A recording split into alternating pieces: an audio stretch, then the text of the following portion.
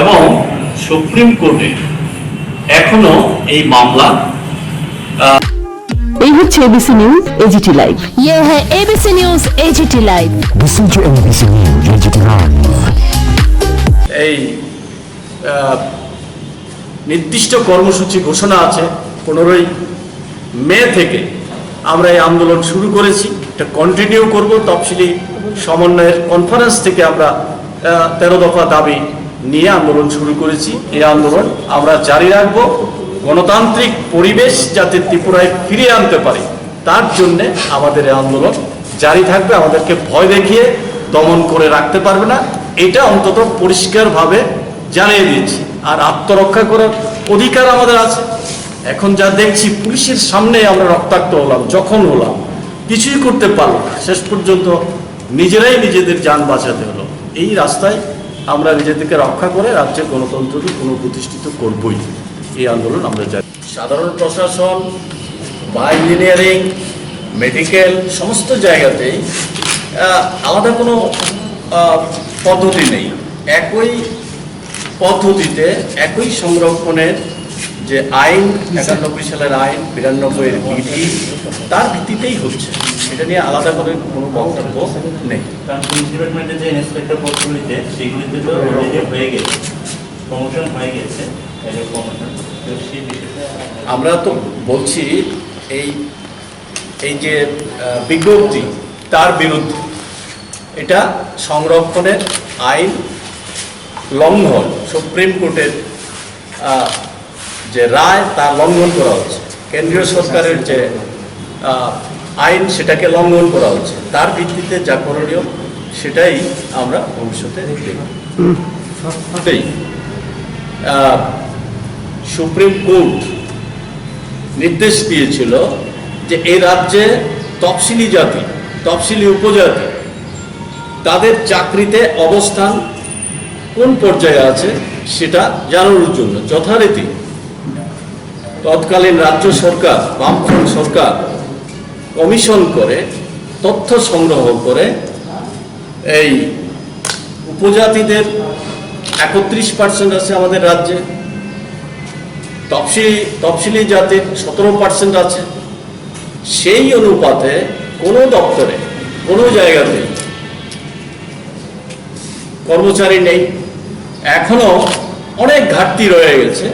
সেই তথ্য যথারীতি যথাসময়ে পাঠানো হয়েছে। তাই তফসিলিরা সমস্ত আসনে তারা সুযোগ নিয়ে নিচ্ছেন এই বলে যা প্রচার করা হচ্ছে, কমিশনের এই তথ্যের ভিত্তিতেই SC ST পার্সেন্টেজ কত আছে কর্মচারীদের মধ্যে, সেখানেই দেখা গেছে এখনো অনেক শূন্যতা রয়ে গেছে। তাই আজকেও এই যে সিদ্ধান্ত, এটা সামগ্রিকভাবে তফসিলি জাতি, তফসিলি উপজাতি অংশের মানুষের চাকরি, প্রমোশন এবং সামনের দিনে অন্যান্য সুযোগ সুবিধা থেকে বঞ্চিত হওয়ার একটা সুদূরপ্রসারী কৌশল। আমরা তার বিরোধিতা করছি। অবিলম্বে এটা প্রত্যাহার করে নেওয়া হোক। সুপ্রিম কোর্টের রায় যাতে দ্রুত বেরিয়ে আসে তার জন্য রাজ্য সরকার উদ্যোগ গ্রহণ করুক, এই দাবি আমরা করছি। আর যতক্ষণ পর্যন্ত এটা না করবেন ততক্ষণ পর্যন্ত আমরা তার বিরুদ্ধে জনমত সংগঠিত করে এটা প্রত্যাহার করার জন্য আমরা আমাদের আন্দোলন বলেছি। এটা একদিকে যেমন 1991 সনের সংরক্ষণ আইন, 92 সালের যে বিধি সেটাকে লঙ্ঘন করা হয়েছে। 2001 সালে ভারতের সংসদে এই সংসদে 95তম সংবিধান সংশোধনী আনেন। সেখানেও তফসিলি জাতি, উপজাতিদের প্রার্থীদের পদোন্নতির সিনিয়রিটিকে সুরক্ষা প্রদান করেছে। 22শে জুনের ইস্যু করা যে অ্যাডহক প্রমোশন পলিসি, এটা এই সাংবিধানিক সুরক্ষাকেও অগ্রাহ্য করা হয়েছে। তো এমনভাবে এটাকে করা হয়েছে, কোনো তপশিলি জাতি, তপশিলি উপজাতি ক্যান্ডিডেট তারা যদি সংরক্ষণের ভিত্তিতে চাকরিতে প্রবেশ করেন, তারা পরবর্তী সময়ে প্রমোশনের ক্ষেত্রে তাদের মেধা থাকলে পরেও, সিনিয়রিটিতে সকলের উপরে থাকলে পরেও তারা আর আনরিজার্ভ পোস্টে চাকরিতে যাওয়ার যোগ্যতা তাদের থাকবে না, বা তাদেরকে সে অধিকার দেওয়া হয়নি। এই জায়গাতেই সংরক্ষণের যে সুপ্রিম কোর্টের রায়, কেন্দ্রীয় সরকারের পলিসি, সংসদের সংশোধনী, এই সবকে উপেক্ষা করা হয়েছে। এটাকে আমরা বিরোধিতা করছি। এটা সামগ্রিকভাবে তফসিলি জাতি, তফসিলি উপজাতি, তাদের যে সাংবিধানিক অধিকার সংরক্ষণের প্রশ্নে, সেই অধিকারকে লঙ্ঘন করা হচ্ছে। এই কারণেই আমরা এই পদোন্নতির যে আদেশ 22শে জুন প্রকাশ করেছেন, সেটাকে আমরা বিরোধিতা করছি। এটা সামগ্রিকভাবে এই তফসিলি জাতি উপজাতিদের শুধুমাত্র প্রমোশন না, সামগ্রিকভাবে আগামী দিন একটা সুদূর প্রসারী তাদের অগ্রগতি, তাদের সাংবিধানিক অধিকারের প্রশ্নে অন্তরায় সৃষ্টি করবে বলে এটা আমরা মনে করছি। এটা সম্পূর্ণ মনোবাদী দৃষ্টিভঙ্গি থেকে এই রায়, মানে এই বিজ্ঞপ্তি তারা জারি করেছে, যেটা করার প্রয়োজন ছিল। এখন বর্তমান রাজ্য সরকারের প্রমোশন না দিলে প্রশাসন চলার ক্ষেত্রে কিছু অসুবিধার কথা বলা হচ্ছে। এই অসুবিধা যাতে না হয় এটা আমরাও চাই। নিয়মিত প্রমোশন হোক, এটা আমরাও চাই। কোনো অবস্থাতে এটা সংবিধানকে লঙ্ঘন করে, সুপ্রিম কোর্টের রায়কে লঙ্ঘন করে, সংবিধানের অন্যান্য সুযোগ সুবিধা, আমাদের রাজ্যের যে এসসি এসটিদের সংরক্ষণ প্রমোশনের আইন আছে, বিধি আছে, এটা লঙ্ঘন করে কোনো অবস্থাতেই হতে পারে না। এখানেই আমরা এটাকে বিরোধিতা করছি। রাজ্য সরকারের উচিত যে এসএলপি দাখিল করা আছে, যে রায় এখনো সুপ্রিম কোর্ট দেয়নি, অতি দ্রুত এই মামলার নিষ্পত্তি করার জন্যে রাজ্য সরকার সক্রিয় ভূমিকা গ্রহণ করুক, এই দাবি আমরা করছি। এটা না করে এখন যেভাবে এসসি এসটি তাদের প্রমোশনের প্রশ্নে জেনারেল ক্যাটাগরিতে একবার সংরক্ষণমুক্ত হয়ে গেলে তাদেরকে আর প্রমোশনের ক্ষেত্রে সংরক্ষণের, মানে জেনারেল ক্যাটাগরিতে বা আনরিজার্ভ ক্যাটাগরিতে কোনো পোস্টে নিয়োগ করা যাবে না, এটা তাদের স্বার্থ বিরোধী।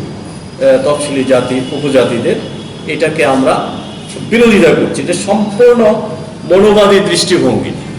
দলিত, পিছিয়ে পড়া অংশের মানুষ, তাদের শিক্ষা, তাদের অগ্রগতি অন্তরায় সৃষ্টি করছে। সেই দৃষ্টিভঙ্গি থেকেই রাজ্য সরকার সুপ্রিম কোর্টের এই মামলার নিষ্পত্তি করার তদারকি না করে, সক্রিয়তা ভূমিকা না নিয়ে এই অন্তর্বর্তী এই নির্দেশ জারি করেছে। আমরা এখানে আশ্চর্যের সঙ্গে এটাও লক্ষ্য করছি যে এখানে তফসিলি মোর্চা আশ্চর্যজনকভাবে তারা মুখে কুলু পেটে বসে আছে, একটা শব্দও করছে না।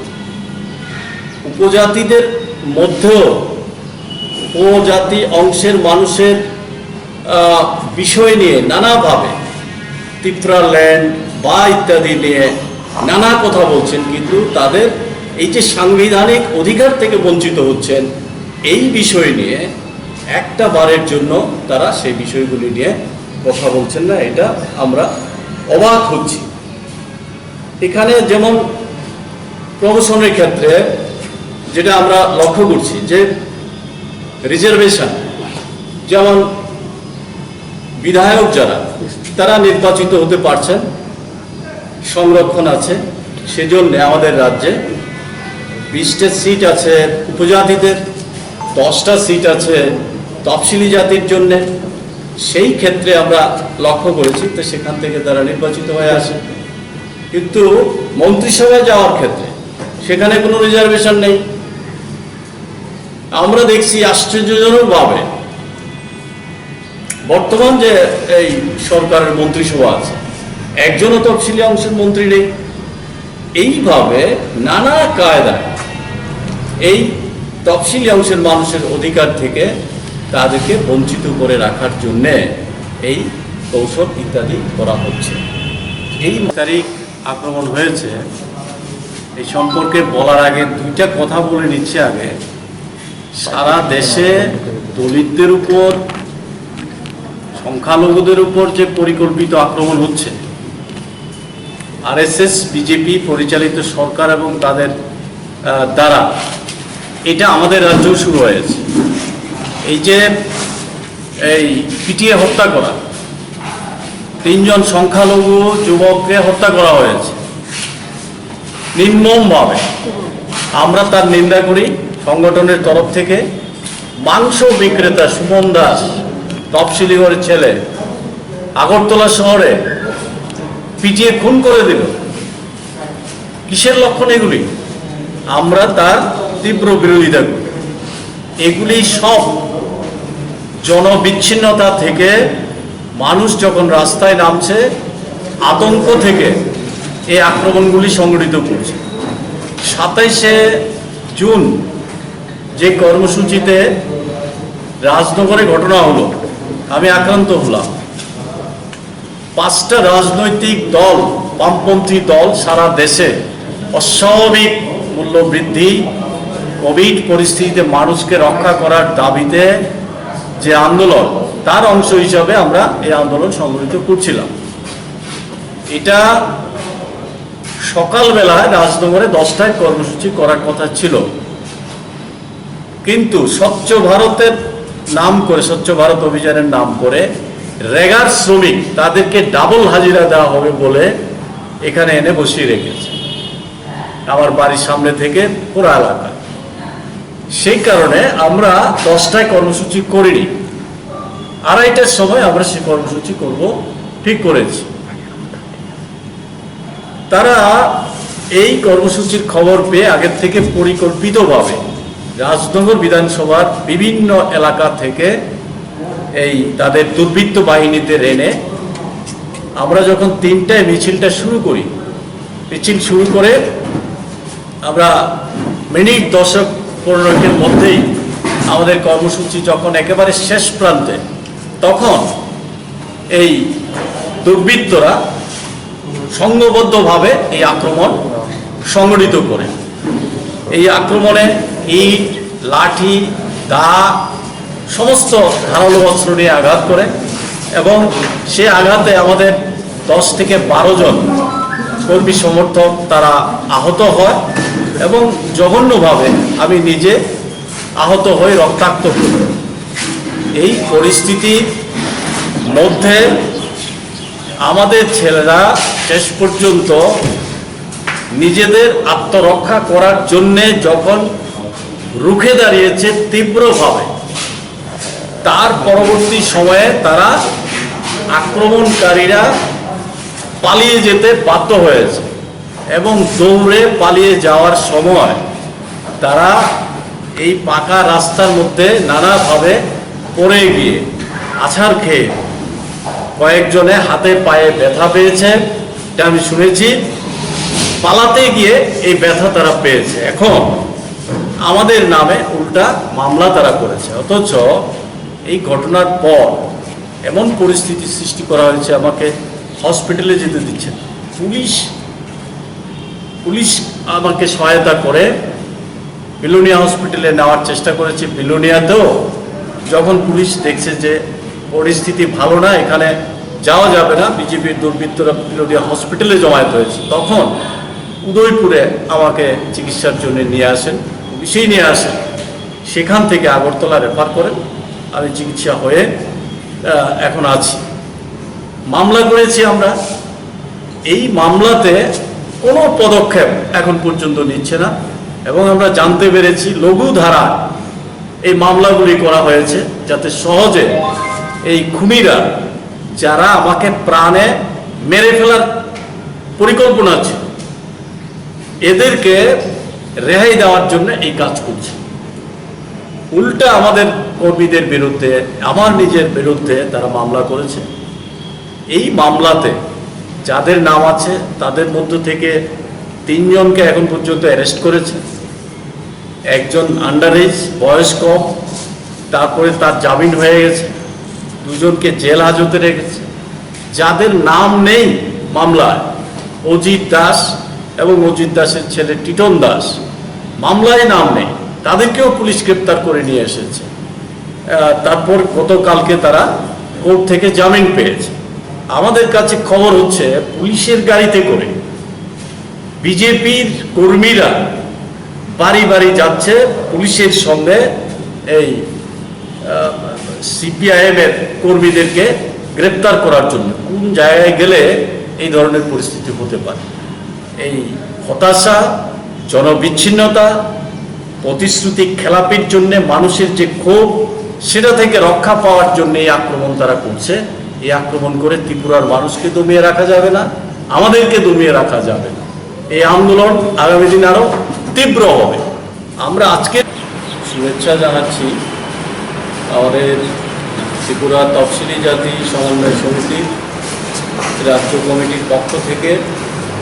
আপনাদের এখানে আহ্বান করেছি মূলত একটা বিষয়কে কেন্দ্র করে, যা সরকারি চাকরিতে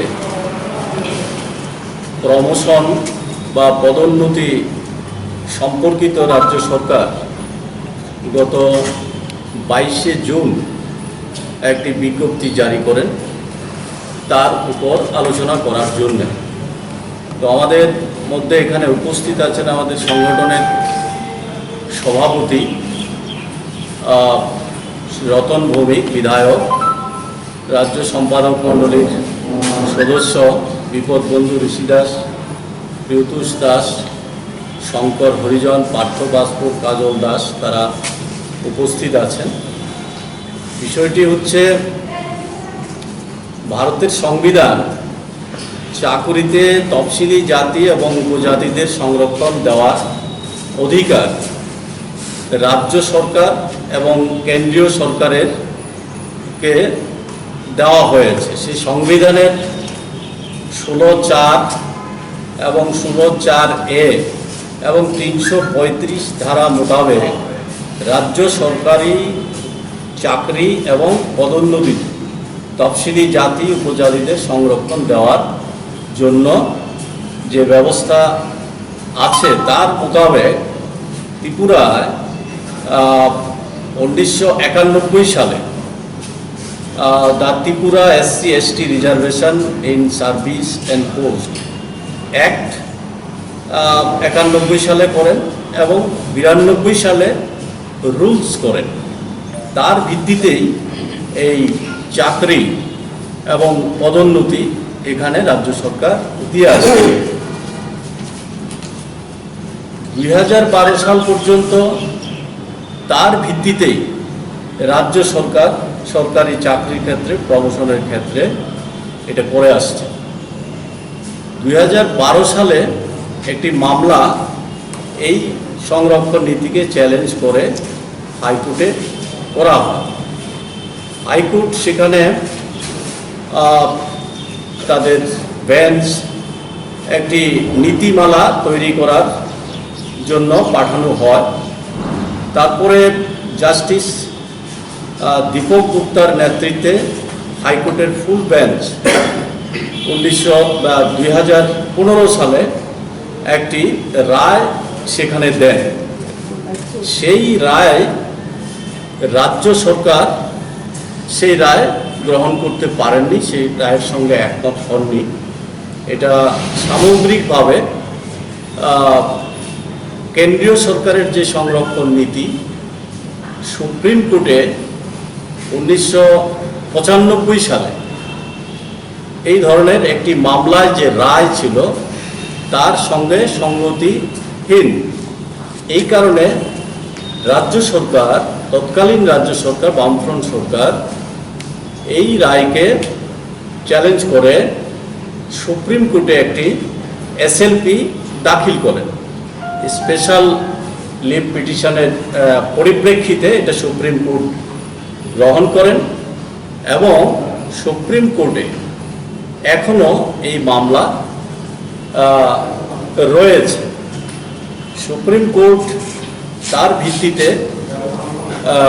রাজ্য সরকারের যে সংরক্ষণ নীতি, তার প্রমোশন, এই নীতি প্রমোশন বা তার আইন কোনোটাই বাতিল করেননি, বরং এটাকে এই নিষ্পত্তি হওয়া সাপেক্ষে পূর্বের যে ব্যবস্থা ছিল সেটাকেই বজায় রেখে কাজ করার জন্যে পরামর্শ দেন। তার ভিত্তিতে এটা চলছে। কিন্তু সাম্প্রতিক এই বিজেপি আইপিএফটি সরকার 22শে জুন যে বিজ্ঞপ্তি তারা জারি করেন, সেই বিজ্ঞপ্তির 6 নং অনুচ্ছেদের 1 নম্বর উপ অনুচ্ছেদে সেটাকে সংশোধিত নীতিমালায় বলা হয়েছে যে সকল তপশিলি জাতি ও উপজাতি প্রার্থীরা কখনো সংরক্ষণের সুবিধা না নিয়ে শুধুমাত্র মেধার ভিত্তিতে যোগ্য বিবেচিত হয়েছে, কেবলমাত্র তারাই সাধারণ ক্যাটাগরি বা অসংরক্ষিতদের জন্য চিহ্নিত শূন্য পদে পদোন্নতির জন্য। আমাদের রাজ্যের মানুষ কিছু ক্ষেত্রে বিভ্রান্ত আছেন, তাহলে বুঝতে সুবিধা হবে, আপনাদের মাধ্যমে সেটা আমরা রাখতে চাই। প্রথমত হলো 22 তারিখের যে মন্ত্রিসভার সিদ্ধান্ত, এটা আমাদের দেশের সংবিধান, আমাদের 1991 সালের যে নিয়োগ এবং সংরক্ষণে আইন এবং 1995 সালে সুপ্রিম কোর্টে সবরওয়াল বনাম পাঞ্জাব সরকারের যে কেস ছিল, তার যে রায়, এই সবগুলির বিরোধী। সর্বোপরি এই সরকারের বিশেষ করে দলিত এবং গরিব মানুষের বিরুদ্ধে যে তাদের অবস্থান, এটা পরিষ্কার হয়েছে। আপনারা শুনেছেন যে আমাদের রাজ্যে সংরক্ষণ, প্রমোশন এবং নিয়োগে ছিল এটা 2015 সালের 4 এপ্রিলের আগ পর্যন্ত আর 9 এপ্রিলের আগ পর্যন্ত যেই পদ্ধতি ছিল,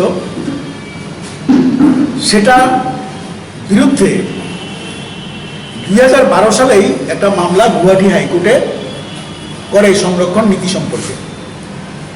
পরবর্তী সময়ে গুয়াহাটি হাইকোর্টে, এটা আমাদের রাজ্যে একটা হাইকোর্ট হয়েছে, এই হাইকোর্টে এসছে। এই হাইকোর্ট 2015 সালে একটা নতুন রায় দেয় সংরক্ষণ নীতি সম্পর্কে। আমাদের রাজ্যের যে 1991 সালের আইন এবং 1992 সালের রুলস অনুসারে যেটা দেওয়া হতো, সেই রাজ্য সরকার এটার বিরুদ্ধে, যেহেতু রাজ্য সরকারের গৃহীত যে সংরক্ষণ নীতির পরিপন্থী এই রায়, তার জন্য এসএলপি করে, স্পেশাল লিভ পিটিশন করে সুপ্রিম কোর্টে। এটা গ্রহণ করে সুপ্রিম কোর্ট বলে 2006 সালে একটা মামলা হয়েছিল, সেটা হলো Nagraj versus government of India. সেই ক্ষেত্রে কিছু অন্য কেসগুলি যে 1995 সালে সাবরওয়াল যে কেস দিয়েছে, যে এসসি কোনো ক্যান্ডিডেট যদি ইউআর পোস্টে যায়, তাহলে তার এসসি সিট যাবে না, এসসি সিট যা থাকবে তাই থাকবে। এগুলি কিন্তু বাড়ি জড়িত। শুধু উনি বলেছেন নাগরাজ যে এটা দেওয়ার সময় রাজ্য সরকার একটু দেখো যে তাদের মধ্যে যে কর্মচারীদের সংখ্যা এটা কিরকম আছে, কম আছে কিনা, তাদের যোগ্যতা আছে কিনা, আর সামাজিক দুর্বলতা তারা আছে কিনা, এগুলি দেখে দিই। সেই মতো সুপ্রিম কোর্ট আমাদের এই এসএলপি করার পরে রাজ্য সরকারে বলে তোমরা এই তথ্য আমাদের দাও। রাজ্য সরকার 27/7/2015 সালে একটা কমিশন তৈরি করে, সেই কমিশনের চেয়ারম্যান ছিলেন রিটায়ার্ড ডিআইজি SK ধারওয়াল, সদস্য ছিলেন S Das TCS retired senior officer, S Chakraborty TCS senior officer, আর ইউ মন্ডল ছিলেন মেম্বার সেক্রেটারি। তারা বিভিন্ন দপ্তর ইত্যাদি সব খতিয়ে দেখে একটা রিপোর্ট 5 মে 2016-তে রাজ্য সরকারের কাছে দেয়। রাজ্য সরকার 28শে জুন এইগুলি অ্যাপ্রুভ করে 7 ভলিউমের রিপোর্ট দেয় তারা, এটা সুপ্রিম কোর্টে পাঠায়। সুপ্রিম কোর্ট আবার বলে যে তোমরা তো এটা পাঠিয়েছো ঠিক আছে, কিন্তু তোমাদের সরকারের কি সিদ্ধান্ত এটা সম্বন্ধে। রাজ্য সরকার প্রথম সুপ্রিম কোর্ট 23/2/2017-তে রাজ্য সরকারকে বলে যে এটা সব তোমাদের কি দৃষ্টিভঙ্গি, তোমরা কি করতে চাও এটা জানাও। রাজ্য সরকার 22/2/2017-তে মন্ত্রিসভা সিদ্ধান্ত করে যে আমাদের নিয়োগে এবং প্রমোশনে 1991 সালের যে আইন, অর্থাৎ তাদের সংরক্ষণ থাকবে সব ক্ষেত্রে, এটা এই আমাদের নীতি, এটা করে তারা দিল্লিতে পাঠায়। এবং আমরা বলতে চাই বিভিন্ন সব বাজারে তো বিভিন্ন বলছে ওই তফসিলি উপজাতি এরা বেশি প্রমোশন হলে এরকম হলে, আমি বলছি কমিশন যে রিপোর্ট দিয়েছে যেটার ভিত্তিতে সরকার দিয়েছে, আমাদের এসসি ডাইরেক্ট পোস্টে আমাদের রাজ্যে 17% থাকার কথা, এখন 17.8, যদিও 17%ই সিদ্ধান্ত আছে 12.52। প্রমোশনে থাকার কথা 17, আছে 13.43। এসটির ক্ষেত্রে থাকার কথা 31। কমিশনের রিপোর্টে যা এসছে এসটিতে ডাইরেক্ট রিক্রুটে আছে 23.99 আর প্রমোশনে আছে 23.42, থাকার কথা 31। এখন এই যে সরকারের সিদ্ধান্ত, ধরেন মাঝখানে আমাদের রাজ্য এই সুপ্রিম কোর্টে মামলার পরেও আমাদের জুডিশিয়ারি এবং চেষ্টা করছে বিভ্রান্ত করার জন্য। আমরা আমাদের তফসিলি সমন্বয়ের সমিতি বরাবরে শুধু তো সমস্ত অংশ গরিব মানুষের সাথেই কথা বলে, কিন্তু এখানে যে বিষয়টা তারা আনার চেষ্টা, তাতে করে আমাদের রাজ্যের তফসিলি জাতি উপজাতি যারা কর্মচারী আছেন তারা ক্ষতিগ্রস্ত হবেন এবং প্রশাসনের মধ্যে একটা অরাজক পরিবেশ তৈরি হবে। কারণ সিনিয়ররা তো প্রমোশনে যদি ইউআর এসসি পোস্ট না থেকে যেতে পারবে না, আবার এসসি পোস্ট এসটি পোস্ট সেখানে তারা একবার সুযোগ নিলে আর যেতে পারবে না। তো এইগুলি আমার জুনিয়র আমার সিনিয়র হয়ে যাবে, এরকম সমস্যা পেয়েছে। সেজন্য আমরা এর ভিতরে এবং সম্পূর্ণভাবে আমি বলবো এই যে তার সিদ্ধান্ত, এটা কিন্তু রাজ্য সরকারের সিদ্ধান্তের বিরোধী। রাজ্য সরকারের প্রমোশনের ক্ষেত্রে কি নীতি এটা সুপ্রিম কোর্টে জানে, সুতরাং এটা সুপ্রিম কোর্টের অবমাননা। সেই জন্য আমরা বলবো যে সরকারের কাছে যে এই যে সিদ্ধান্ত, এই সিদ্ধান্ত প্রত্যাহার করো, প্রত্যাহার করে সুপ্রিম কোর্টে যাওয়া হোক যাতে তাড়াতাড়ি সমাধান হয়। তারপরেও আমরা বলবো যদি অগত্যেই সুপ্রিম কোর্ট দেরি করে প্রমোশন যদি দিতে হয়, তাহলে রাজ্য সরকারের যে ঘোষিত নীতি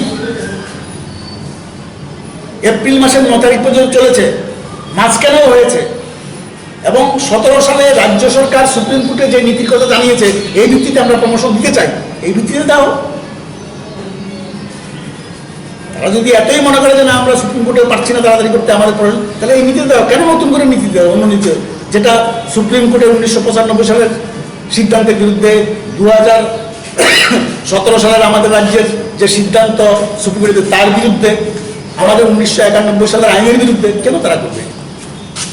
এবং সংবিধানের যে অধিকার এই অংশে মানবে এটার পরিপন্থী। এটা আমরা বলবো যে এটা একটা সরকারের তফসিলি বিরোধী বা তফসিলি উপজাতি বিরোধী যে দৃষ্টিভঙ্গি, এটার একটা প্রতিফলন।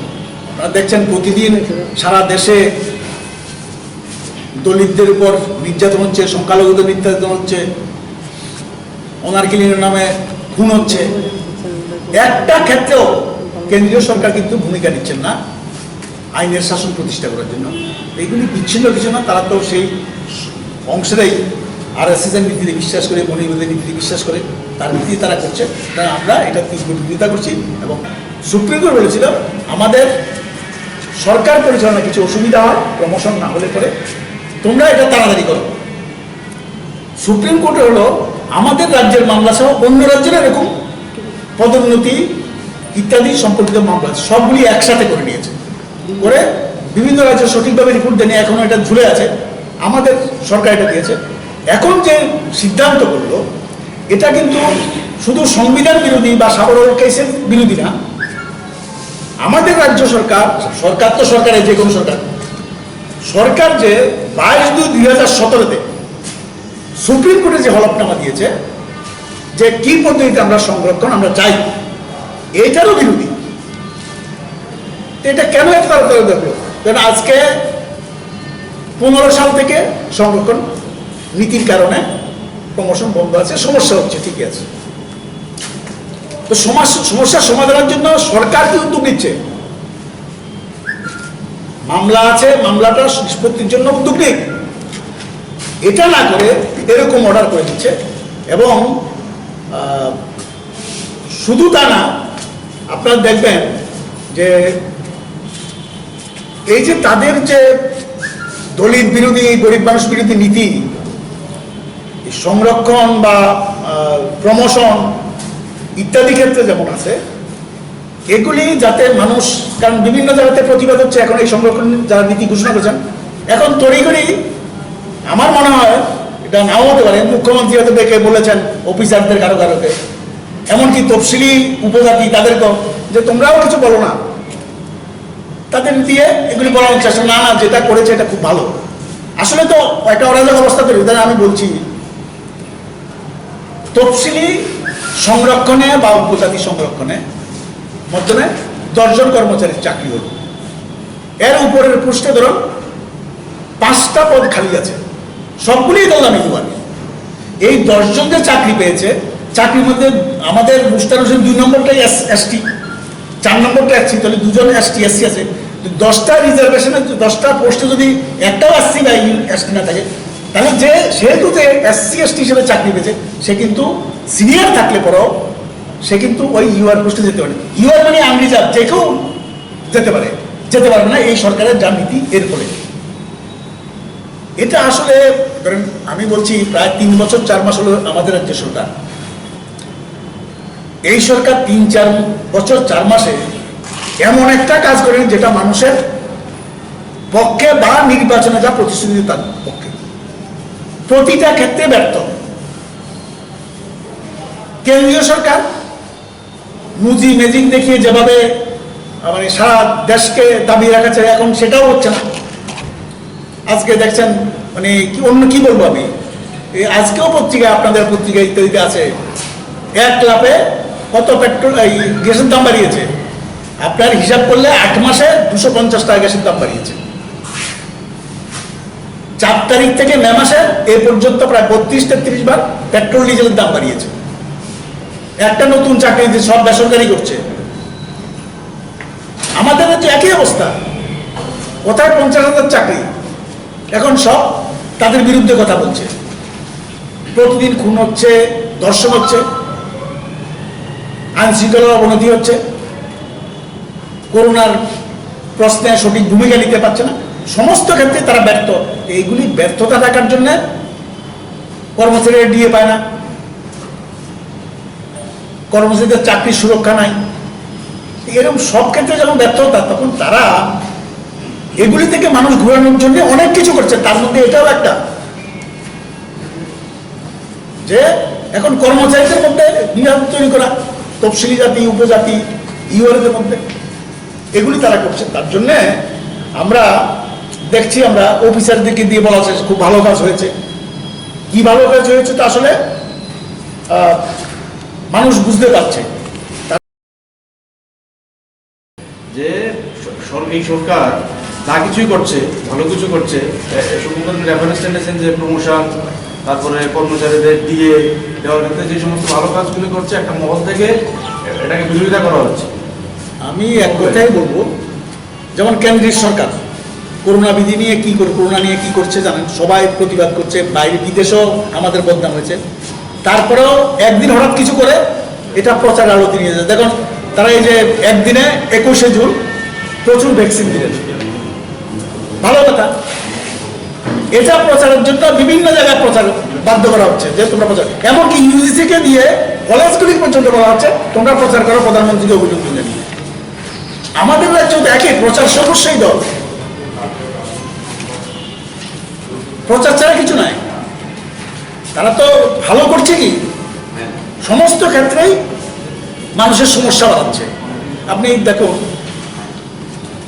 আমাদের পত্রপত্রিকাতে যেখানেই সরকারি বিজ্ঞাপন, আমাদের রাজ্যে কোনোদিন এরকম ছবি দেখেছেন নেতা মন্ত্রীদের? এই রাজ্যে কোনোদিন এত প্রচার দেখেছেন? মানুষের জন্য টাকা নাই, প্রচারের জন্য টাকা আছে। এটা তো প্রচার সদস্য, অন্য কিছু না।